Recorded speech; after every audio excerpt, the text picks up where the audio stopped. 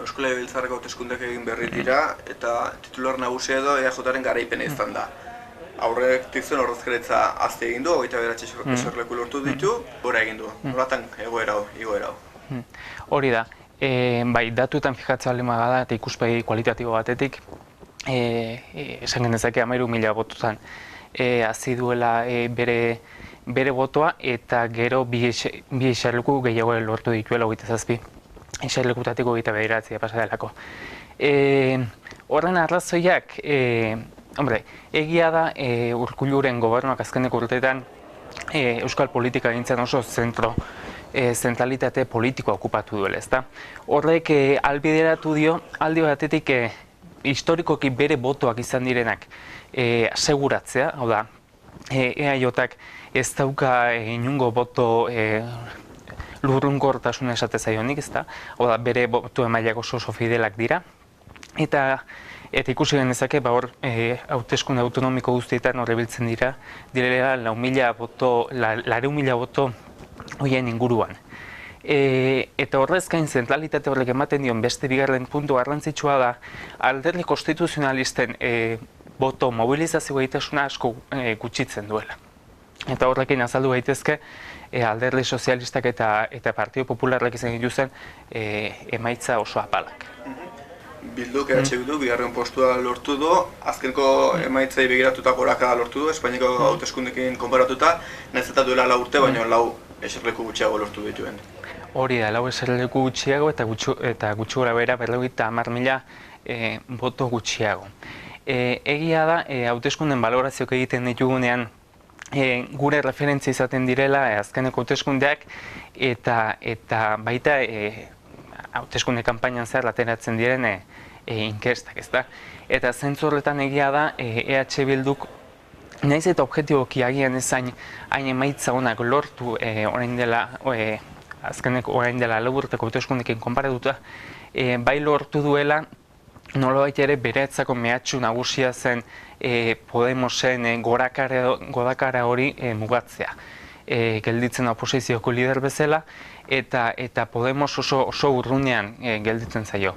Horregatik, egia da, balorazio positiboa egin lezakela EH Bilduk.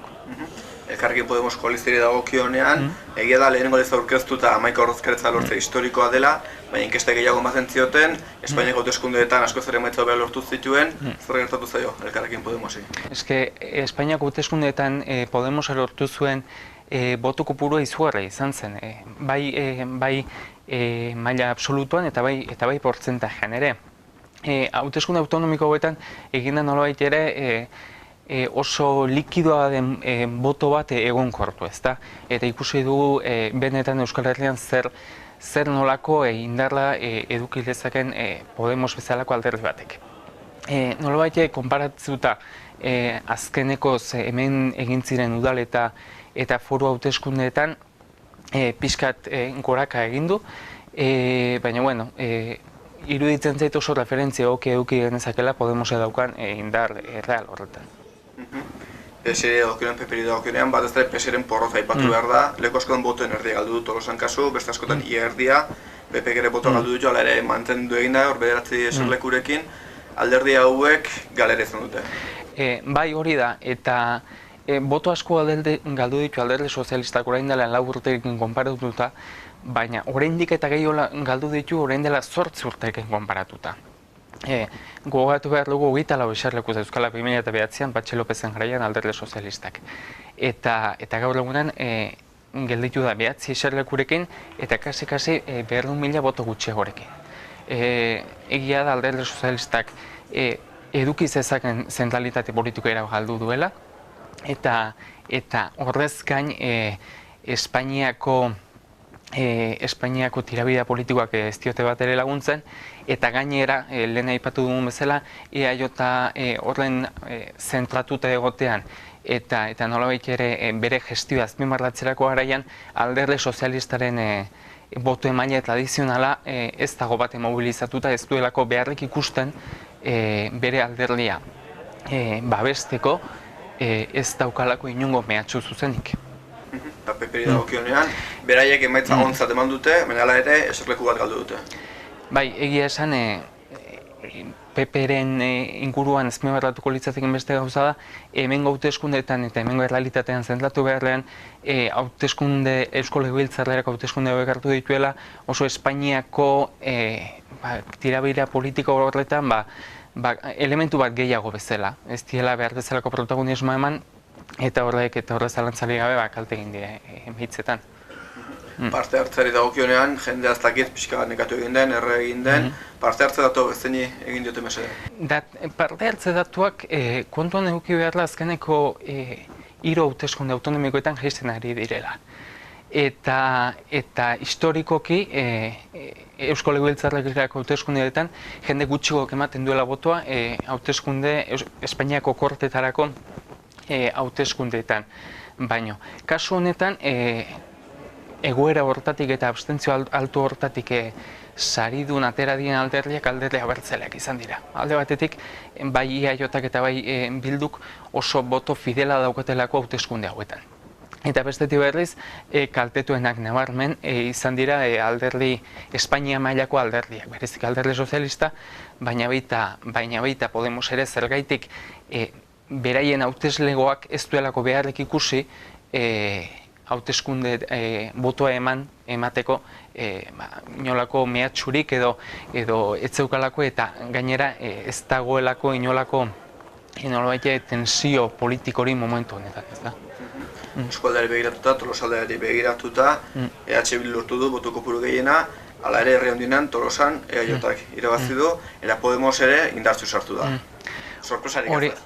Hori da, azken finean, bai Tolosan eta bai eskualdean alderdi abertzaleen hegemonia erabatekoa da, ez? Bi alderdien artean hor 1000 bat botoko diferentzia dago, eta Podemos bezalako alderdi oso atzetik begiratzen diote. Bai, egia esan azkeneko urtetako tendentzia egonkortu eginda eta horre zer gutxi gehiago komentatzeko. Orain gobernu osatzeko garaia da, EAJak dauka, gobernu osatzeko garaia horretan aginte makila edo, eta ez dakit bitxia da, baina nahi duenarekin, edo alduenarekin, osatu dezake gobernua. Bai, hori da, Urkulluk eskua libre dauzka momentu honetan, nahi duenarekin gobernatzeko. Bi posibilitate horre ikusten dira, alde batetik udaletxe askotan eta foru aldundietan daukan alderdi sozialistarekin hitzarmen hori berritzea, eta kasu horretan gehien gozoa edukiko luke, eta gainera laburtetako egonkortasun oso bat, baina bestetik nolabait hitzarmen puntualak egiteko aukera ere badauka, izan ere kontuan eduki beharla, zenbakiak kontutan edukita, edozein alderdirekin, laguntzaile batekin bakarrik gehien gozoa lortzen duela, ezta? Horrek aukera eman diezaioke, segun ze lege onartu nahi duen, segun ze bide jorratu nahi duen, nolabait malgutasun bat edukitzeko, kasuan Bilduren gana hurbiltzeko edo Podemosen gana hurbiltzeko. Ezkerreko alternatiba horrela ikiziteken Bildurekin, Podemosekin, alderdi sozialistarekin, zaila izango da. Hori egia esan niko plantamendu irreala izan da hasieratik, ze kontuan eduki behar da, lehenik eta behin hautagai baten inguruan bildu behar dutela.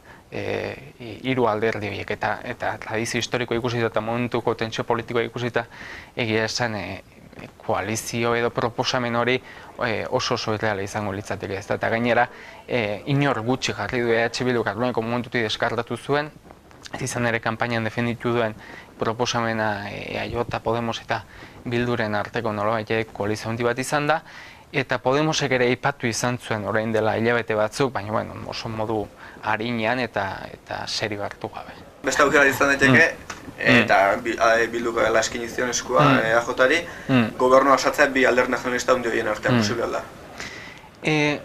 Nik oso zail dagoela esango nuke. Egia da, bai EH Bilduk eta batez ere EH Bilduren botoen mailako ondo ikusten dutela balizko koalizio hori, hau da. Nolabait abertzalen arteko hartu eman bat eta areiago koalizio bat. Baina egia da EAJaren aldetik askoz ere aukera gehiago ematen dizkiola kasuan adiskidea bilatzeak, ezta? Segun ze lege mota onartu nahi dituen. Eta bestaldetik egia da horrelako koalizio batek nolabait ere mehatxua suposatuko lukeela EAJaren zentralitate horrentzako batez ere alderdi konstituzionalistak eta Podemos bera aktibatu egingo lituzkeelako, ez da.